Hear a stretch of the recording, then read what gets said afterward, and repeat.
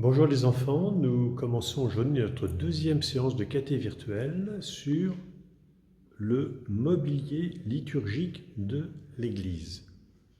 Alors aujourd'hui nous allons aller à la découverte des 4 signes principaux dans l'Église, les 4 signes qui constituent le mobilier de notre Église paroissiale et de toute l'Église chrétienne. Nous nous approchons du cœur de l'Église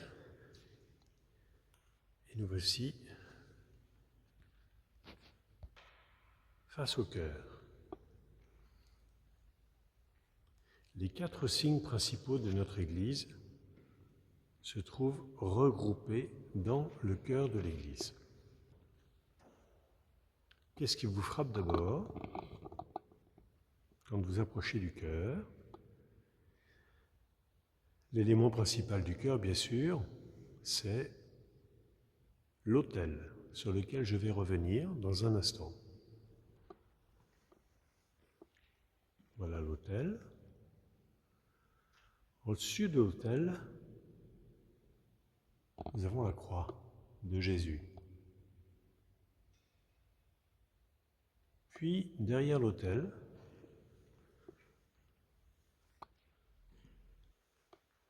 nous avons le tabernacle, sur lequel je reviendrai aussi pour vous le décrire. Le tabernacle qui contient la réserve eucharistique, c'est-à-dire les hosties consacrées pendant la messe que l'on garde dans le tabernacle pour porter la communion aux malades, les hosties que nous conservons aussi pour l'adoration eucharistique, quand nous adorons Jésus, que nous exposons dans l'ostensoir, eh bien, nous utilisons une hostie plus grande que celle que nous recevons pendant la communion. Enfin, le quatrième mobilier liturgique important d'une église s'appelle l'ambon. Je vais y revenir dans un instant. Donc voilà les 4 signes principaux d'une église paroissiale. L'autel, la croix au-dessus de l'autel, le tabernacle où est conservée la réserve eucharistique et l'ambon. Je reviens maintenant sur chacun des signes que je viens de vous décrire pour vous les expliquer davantage. Tout d'abord l'autel. Comme vous avez pu le constater en venant à la messe de dimanche, l'autel à Notre-Dame de la Salette est un meuble massif qui a été taillé dans la pierre, puis une pierre qui est précieuse, une belle pierre. La table de l'autel est en pierre de grande valeur. Et puis sur le bord de l'autel, on a gravé quelque chose. Qu'est-ce qui vous frappe sur l'autel? Vous voyez, dans cette gravure, on voit une croix, et sur cette croix, il y a un agneau. Et vous savez que l'agneau, représente Jésus. Juste avant de communier, le prêtre élève la grande hostie et dit à tous les fidèles qui sont présents à la messe le dimanche: « Voici l'agneau de Dieu, voici celui qui enlève les péchés du monde. Heureux les invités au repas des noces de l'agneau. » Jésus est l'agneau immolé, celui qui a donné sa vie par amour pour nous en mourant sur la croix. L'autel est donc le lieu où nous célébrons l'Eucharistie, où nous célébrons le sacrifice de Jésus. Le sacrifice que Jésus a accompli en mourant sur la croix et qui nous a signifié le soir du Jeudi Saint en transformant le pain en son corps et le vin en son sang précieux. C'est pour cela que l'autel, pour nous les chrétiens, est un mobilier liturgique très très précieux. Vous remarquez également qu'à Notre-Dame de la Céleste, comme dans beaucoup d'églises, cet autel est en pierre, c'est-à-dire que c'est solide, ça ne bouge pas. Ce que Jésus a fait en mourant pour nous sur la croix, il l'a fait pour toujours. Il a scellé pour nous l'alliance nouvelle et éternelle, comme nous le disons dans la prière de la consécration du vin au sang de Jésus, le sang de l'alliance nouvelle et éternelle. Comme je viens de vous le signifier, la croix de Jésus est juste au-dessus de l'autel. Pourquoi ? Eh bien parce que à la messe, nous célébrons le sacrifice que Jésus a accompli en mourant pour nous sur la croix, par amour pour nous. Vous remarquez d'ailleurs que sur notre croix, ici à la Salette, la croix est sombre, mais Jésus sur la croix est lumineux.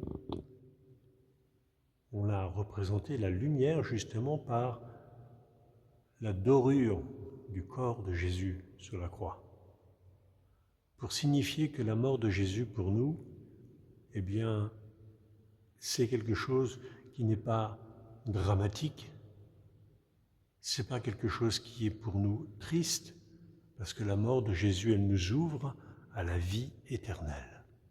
Nous savons que si Jésus est mort sur la croix, il est ressuscité le 3e jour pour nous entraîner avec lui jusqu'à la maison de son Père, qui est aussi notre Père. Comme je vous le disais tout à l'heure, le 3e mobilier liturgique, important aussi dans une église, c'est le tabernacle. Le tabernacle où l'on conserve les hosties consacrées, c'est-à-dire le corps de Jésus. C'est pour ça que quand on entre dans une église, on fait une génuflexion, parce que l'on reconnaît que Jésus, il est réellement présent dans l'Eucharistie, qui est conservée dans le tabernacle. Sur le tabernacle de Notre-Dame de la Salette, que je vous montre d'un peu plus près, vous voyez représenter des épis de blé. Pourquoi ? Eh bien parce que, avec le blé, nous faisons du pain. Et c'est le pain que Jésus a pris le soir du Jeudi Saint pour le transformer en son corps. Il prit du pain, il le bénit, le rompit et le donna à ses disciples en disant « Prenez et mangez-en tous, ceci est mon corps livré pour vous. » Maintenant, je vais me diriger vers l'ambon pour vous expliquer ce qu'il signifie et pourquoi on appelle ce mobilier liturgique ambon. Nous voici donc devant l'ambon. Ici à Notre-Dame de la Salette, comme dans d'autres églises ou grandes cathédrales ou basiliques, l'ambon a un caractère un peu majestueux. Vous remarquez également que l'ambon est une pièce de mobilier liturgique qu'on ne peut pas bouger. De la même manière que sur l'autel, ce que l'on célèbre, c'est le sacrifice de l'alliance nouvelle et éternelle, donc qui ne changera plus. De la même manière, à l'ambon, sur l'ambon, on proclame une parole qui, elle, ne passera pas. C'est pour cela que l'ambon est un mobilier liturgique très solide, qu'on ne peut pas bouger, parce que la parole de Jésus ne passera pas. Donc l'ambon, ça vient d'un mot d'origine grecque qui veut dire pupitre. Pupitre, c'est-à-dire un pupitre avec une saillie. Une saillie, c'est-à-dire un rebord. Et là, il y a un petit rebord sur l'ambon. Voilà. Parce que ce rebord permet de retenir le livre qu'on dépose sur l'ambon. Et le livre que l'on dépose sur l'ambon, c'est la Bible, la parole de Dieu. La parole de Dieu ne passera pas. Voilà le sens exact du mot ambon dans une église. Donc retenez bien l'autel qui est en pierre, l'ambon, lui aussi en pierre, parce qu'on considère pour nous chrétiens que dans une église, il y a deux tables solides qui ne bougent pas. La table de la parole, ou l'ambon, et la table eucharistique, où l'on célèbre le sacrifice de Jésus. Voilà, pour les 4 signes principaux d'une église, et de notre paroisse en particulier. L'autel, la croix, le tabernacle et l'ambon. Je vous souhaite un très bon dimanche.